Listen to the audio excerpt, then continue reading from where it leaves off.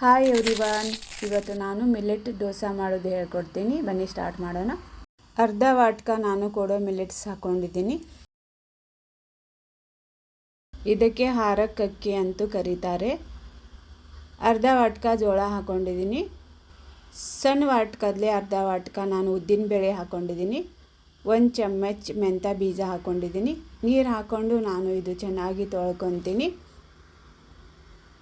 ನೋಡಿ, ನೀರು ಹಾಕ್ಕೊಂಡು ಮತ್ತೆ ನಾನು ಈ ರೀತಿ ಓವರ್ನೈಟ್ ನೆನೆ ಇಟ್ಕೊಂಡಿದ್ದೀನಿ. ನೋಡಿ, ನಾವು ಈಗ ರುಬ್ಕೊಳ್ಳೋಣ. ನೋಡಿ, ನಾನು ಮಿಕ್ಸರ್ ಜಾರ್ ಒಳಗೆ ಹಾಕ್ಕೊಂಡಿದ್ದೀನಿ. ಇದು ನೀರ ಇರುತ್ತೆ ಅಲ್ಲ, ಅದು ಚೆಲ್ಲಕ್ಕೆ ಹೋಗ್ಬಿಡಿ. ಇದರೊಳಗೆ ಹಾಕ್ಕೊಂಡು ಸಣ್ಣ ಮಾಡ್ಕೋಬೇಕು. ನೋಡಿ, ನಾನು ಸಣ್ಣ ಮಾಡ್ಕೊಂಡಿದ್ದೀನಿ. ನೋಡಿ, ನಾನು ಇದು ಪ್ಲೇಟ್ ಮುಚ್ಕೊಂಡು ಒಂದು 7-8 ಗಂಟೆ ರೆಸ್ಟ್ ಕೊಟ್ಟಿದ್ದೀನಿ. ನೋಡಿ ಎಷ್ಟು ಚೆನ್ನಾಗಿ ಉಬ್ಬಿದೆ. ನೋಡಿ, ಈ ರೀತಿ ಉಬ್ಬಬೇಕು. 1 ಚಮಚ ಉಪ್ಪು ಹಾಕ್ಕೊಂಡಿದ್ದೀನಿ. ಸ್ವಲ್ಪ ನೀರು ಹಾಕ್ಕೊಂಡು ನಾವು ಇದು ಬೆಟರ್ ರೆಡಿ ಮಾಡ್ಕೋಬೇಕು. ನೋಡಿ, ನಾನು ಈಗ ದೋಸೆ ಹಾಕ್ಕೊತೀನಿ.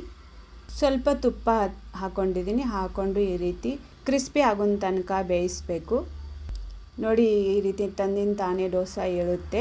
ನೋಡಿದ್ರೆಲ್ಲ ಜೋಳದ ದೋಸೆ ಎಷ್ಟು ಕ್ರಿಸ್ಪಿ ರೆಡಿ ಆಗಿದೆ. ನೋಡಿ, ಎಷ್ಟು ಕುರುಮ್ ಅಂತ ಈ ದೋಸೆ ರೆಡಿ ಆಗುತ್ತೆ. ನೋಡಿ, ನಾನು ಈ ಚಟ್ನಿ ಜೊತೆ ಎಂಜಾಯ್ ಮಾಡಿದ್ದೀನಿ. ಈ ಚಟ್ನಿ ರೆಸಿಪಿ ಬೇಕಂದರೆ ಕಾಮೆಂಟ್ ಮಾಡಿ ಹೇಳಿ, ನಾನು ಹೇಳ್ಕೊಡ್ತೀನಿ. ನಿಮಗೆ ಚೆನ್ನಾಗಿ ಅನಿಸಿದರೆ ಲೈಕ್, ಶೇರ್, ಸಬ್ಸ್ಕ್ರೈಬ್ ಮಾಡಿ.